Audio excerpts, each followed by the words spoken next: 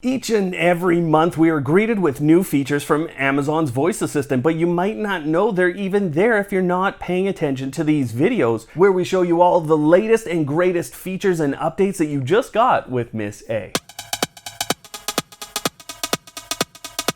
One of my favorite things to do with my home is to have things occur without my interaction. I mean, this is the basis of automation and how I save time in my life in a lot of ways. And this has been something that has been hard to do with Amazon's voice assistant, except in a couple of specific ways. You can kind of trigger with motion or contact sensors, but they've started to get better with those triggers and the actions we can take. And this first one actually came about through our community boards. And if you're not a part of those, check out the link down below because this is a great community of people who are helping each other within their smart homes. And they actually told me about this first one. So Dave went out and he was looking through his routines, and we all have all these triggers that we can take. But on the action side, you'll actually find a new feature that allows you to accomplish just about anything. And what I mean by that is you can type in a command under customized actions. And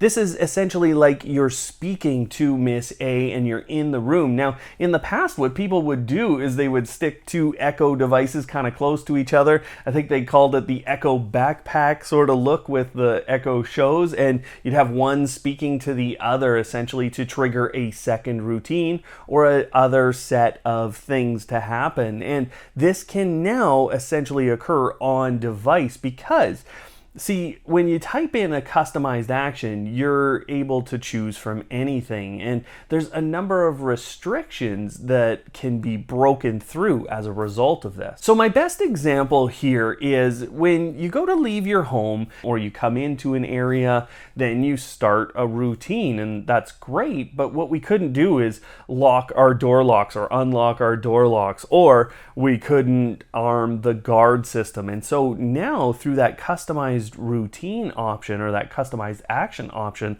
I'm able to put in the I'm leaving, which is what you say to Miss A when you're gonna actually be leaving. And so this allows me to, through a location-based trigger, to arm Amazon Guard, and if I'd like, to lock my door lock. Now, last time we talked about Miss A and their voice assistant, I actually showed you that there were a number of US-based companies that would allow you to connect their phone service, and then you could use Miss A to make calls to anyone.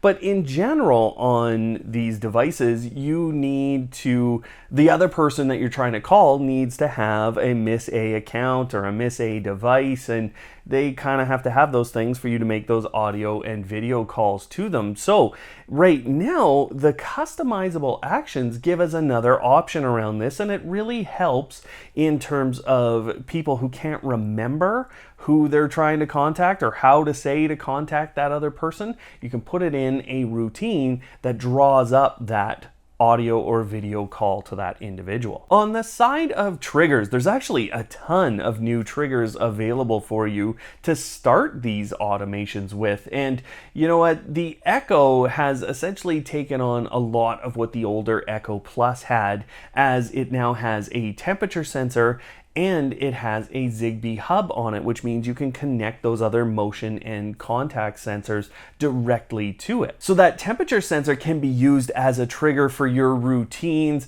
and those motion and contact sensors. But if you have something like Samsung SmartThings, and I know a lot of you do, well, then you're probably going to find that more of your motion and contact sensors have come into there. It's not just the Samsung branded ones, and I know that this was available in some countries, but it is much more widespread now. I have a $10 contact sensor that is now available there, and I have my AOTech multi-sensor, which actually wasn't available for me until very recently as a trigger on motion. Some of these other trigger types will be new to you, and I've been noticing new ones showing up here. Now you'll notice person detection on cameras, as well as doorbell presses And you can see this Eufy home base. It has a number of security modes. Those have shown up as triggers as well. Plus, my garage lock not only has the unlocked and locked, but it also has the jammed status. Now, when I come home, I don't know about you, but oftentimes I'm thinking about just plopping down on the couch and watching some content. And there's nothing I like better than having my TV ready. And the Fire TV sticks and the Fire TV cubes are now available as actions in a much deeper way. You can actually turn them on, get them to the home screen, and there's some abilities to navigate through your content within routines. I don't know about you guys, but I'm a pretty regular typo machine here, and with the customizable options or the customizable actions here, I think I'm going to be making a lot more errors in typing out these routines or creating these routines. And so it's been really important for a while that I could edit those actions and make adjustments, and that's great, but I haven't been able to edit the trigger. And this is a really important thing for kind of preparing routines and then putting in the correct trigger. So now you can actually edit that trigger or change the trigger on the fly. Within that menu too, you're gonna find that you can play the routine just to do a test as well. And there's this new ability to share the routines. And what I quickly found out about that is you need to be on a device that can open up the Miss A application in order to bring that routine into your world. On the last video, I showed you Samuel L. Jackson becoming your voice assistant, and that one cost $1 here. But with a new release of the new Borat movie, well, Amazon thought it was appropriate to bring that guy onto the voice assistant so you can actually ask to enable Borat. Would you like I tell you a joke? Yes. There once was a chair with shoes on the bottom of the chair, and the chair starts to walk. Pling, plong, pling, plong. And speaking of that whole Fire TV or movie experience, you could actually watch that with friends, and you could always start a watch party, or at least for the last few months, you could start a watch party in the US. And if you don't know what that is, well, it allows you to watch with friends and family that aren't necessarily sitting next to you. And obviously, in this day and age, that's kind of an interesting idea. But those of you in the UK are now going to find this ability to start a watch party with your family and friends. One thing that I've been noticing lately, and I haven't necessarily enjoyed it, is the fact that Miss A is becoming more and more conversational. And there's been a few discussions we've had on the channel about how they are bringing more and more of that AI component into Miss A. But the first thing that they are really implementing at this point is the ability to infer what you're looking for in terms of an end result or a goal. And I'll give you an example of this. So, you ask about directions to a place or how long it would take to get to somewhere, and Amazon might infer that you're looking for a ride depending on how you normally travel. And so they might suggest to you that you use the Uber skill. But it's getting even pushier than that. And I've had notifications from Skills show up, and then you get that little yellow flashing ring going on. And I've had Amazon purchases come back, and it's not just the delivery notices I'm getting. I'm now getting things like, hey, do you want to rate this item that you purchased? And no, Amazon, I don't want to stop in the middle of the day to rate an item because you want a rating in your system. Get out of here. So what you can do with this is go into the Miss A application, and there's actually a whole notifications section, and you can go through the different sections and remove some of these things that are going to hit you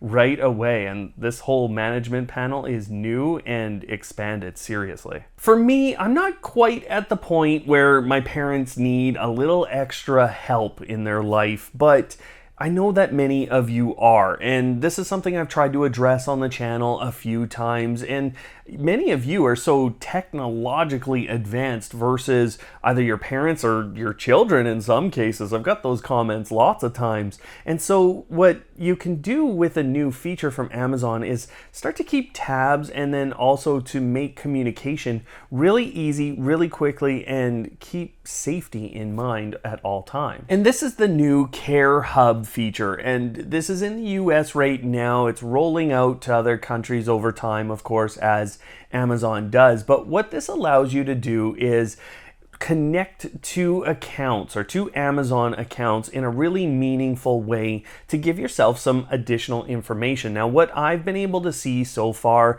is that I'm moving throughout my home. It's logging that information, and it sees these different state changes on motion sensors, or it sees my lighting changing. It sees me interacting with Miss A. And then so the person who's taking care of me, or the account that I've allowed to take care of me, can see those actions going on, and they can also set a couple of alerts around whether or not if I don't interact with Miss A within a certain time frame, well, then they kind of want to know that. And there's a couple of those. They're not really customizable, but you have that opportunity, and you can review the history of what they're doing. Plus, there's an instant drop-in feature, and there's an instant communicate feature really between the two accounts when you do this. And I think it's a really important thing to note that you're going to be able to instantly drop in on the person you're taking care of and check in on how they're doing. Now, it doesn't give you any other management options, but I do think that many of you could find a lot of value in this, and the setup process wasn't very difficult.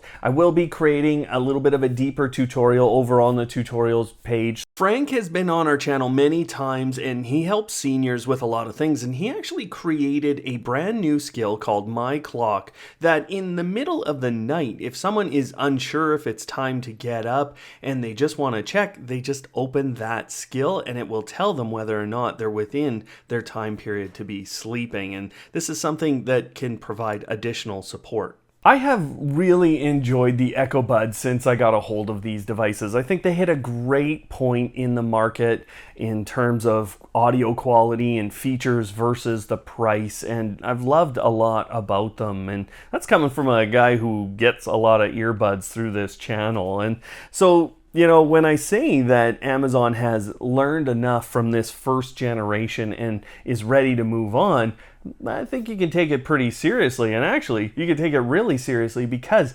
Anker actually went out with a wireless charging pad that talked about the exact Echo Buds Series 2 or Generation 2 being able to sit directly on that. So when they went and did their filing, they let the cat out of the bag, and we know some new Echo Buds are coming very soon. There were essentially 3 reasons that I went out and bought an Amazon Fire TV Cube. Number 1, I wanted to review it here on the channel and show you the difference between a Fire TV Stick and a Fire TV Cube. Number 2, I needed a pair of scissors or something I could use to slice down the middle of something. And number 3, it was because I didn't want to always have to pick up my Miss A remote and then press the button to speak a command. And that's been a really great benefit up until now. See, the ability to pair a home theater set of speakers has been a great option with all of the Fire TV sticks as of late, and